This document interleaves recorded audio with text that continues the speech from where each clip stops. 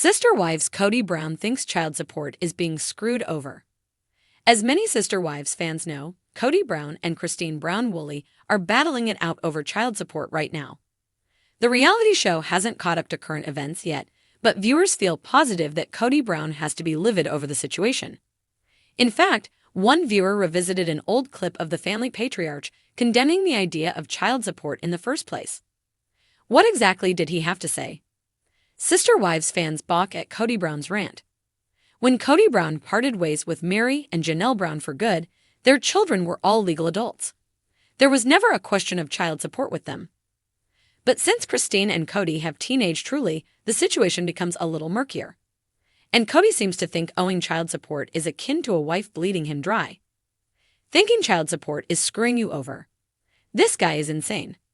A Sister Wives viewer posted on Reddit, attaching a clip of Kody ranting about the notion. No, she thinks about screwing me over all the time, the reality star griped in a confessional. If Janelle could come after me over alimony and child support or anything, she'd do it. Oh yeah, she's going, how can I *** Kim? He ended the clip by impersonating his second wife, rubbing her hands and doing a wicked laugh. Viewers react to Kody Brown's bizarre rampage. Other Sister Wives viewers readily agreed that Kody Brown was unlike any other reality television father they'd ever seen. He's made it clear for several seasons that he doesn't value all his children equally. As such, it shouldn't come as a surprise that he doesn't want to financially care for all of his children. Redditors wrote, "He is insane. What kind of person doesn't feel obligated or responsible for their own children? She was the one that worked. What did he do? Play with gun trading? He was a kept man, basically. He is so freaking gross, and I can see the narcissism all over his face. You'd think losing a child with her would make him have empathy, but he is void. So gross. Project Much. He's angry he got dumped by 3 wives, and they took their income with them. And now he's stuck with a lady whose only speed is crying or playing victim. I suspect it's not paradise at home anymore. Typical LDS man. Pumps as much seed into as many women as possible to reserve his throne in heaven. Has no actual responsibility for his spawn once they are cordless." Kody Brown leaned back on the leather couch in his new Flagstaff rental, arms crossed, his golden curls frazzled as if they'd just fought a losing battle with his brush. His frustration was palpable, filling the room like a dense fog.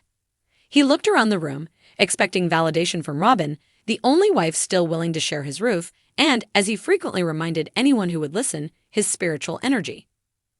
"This child support nonsense is just another way I'm getting screwed over," Kody exclaimed, his voice rising an octave as he gestured dramatically.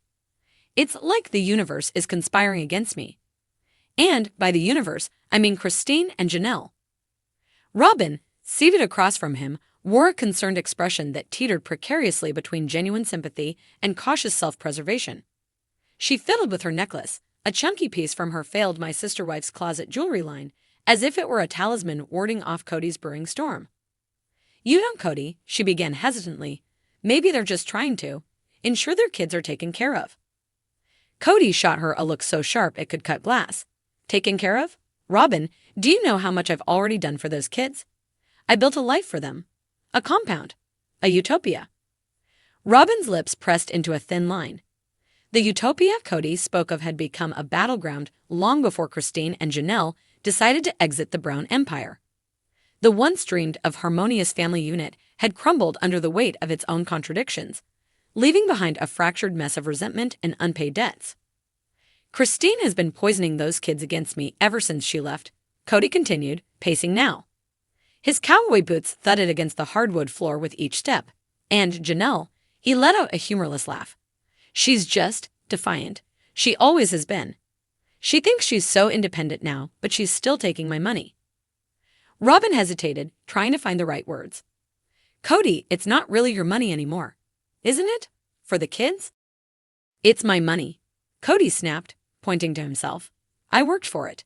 I'm the head of this family, or at least I was, before they all decided to overthrow me like some dictator." He collapsed back onto the couch, his head in his hands. For a moment, the room was silent except for the faint hum of the air conditioner. Then, in a softer tone, Kody added, "I just don't understand how it all fell apart. I did everything I could to keep us together." Robin's eyes flickered with an emotion she quickly suppressed. Sympathy? Guilt? It was hard to tell. Maybe, she ventured carefully, maybe they just felt like they weren't being heard. Or seen. Kody looked up, his face a mixture of disbelief and exasperation. Not being heard. Robin, I've spent years trying to make everyone happy. Years. I built a freaking compound. I moved us to Flagstaff for the good of the family, and now they're acting like I'm some kind of villain. Robin didn't respond. She'd heard this speech before, countless times, and knew there was no point in arguing. Instead, she leaned back in her chair and watched as Kody spiraled deeper into his self-pity. Meanwhile, across town, Cristin was seated at her kitchen table, a smile tugging at the corners of her lips as she scrolled through her phone. Her new fiancé, David, was in the other room, humming to himself as he worked on a home improvement project. The sound was comforting, grounding. For the first time in years, Cristin felt free. Her phone buzzed with a text from Janelle. "You won't believe what Kody said to me today." Cristin's smile widened as she typed back, "Do tell." Janelle's reply came quickly. "He's convinced we're using child support to bankrupt him." As if it's not going directly to the kids. Cristin shook her head, equal parts amused and exasperated. She'd long since stopped trying to make sense of Kody's logic. Instead, she focused on the future, a future that didn't involve endless justifications and compromises. Back in Flagstaff, Kody was still ranting. "I'm telling you, Robin, this is all about control. They want to control me, they want to punish me for daring to live my truth." Robin raised an eyebrow. "Your truth?" "Yes, my truth," Kody said, his voice rising again.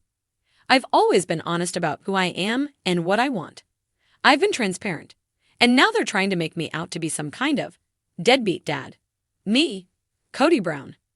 Robin nodded slowly, deciding it was best not to point out the irony of his statement. "You know what I should do?" Kody said suddenly, standing up again. "I should go to the media.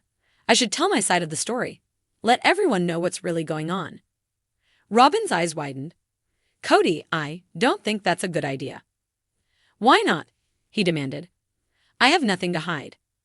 Robin chose her words carefully. "It's just, maybe it's better to handle this privately. For the sake of the kids." Kody groaned, running a hand through his hair. The kids. It's always about the kids, isn't it? What about me? What about my needs?" Robin didn't respond. Instead, she looked down at her necklace, her fingers tracing its uneven edges. For a brief moment, the room was quiet. Then Kody sighed heavily and slumped back onto the couch. "Maybe you're right," he admitted. "Maybe I just need to focus on what I can control." Robin nodded, relieved. "That sounds like a good idea, Kody." But as Kody sat there, staring at the ceiling, it was clear that his idea of control was far from resolved. And somewhere, Cristin and Janelle were raising their glasses to freedom, to the future, and to the ongoing saga of Kody Brown.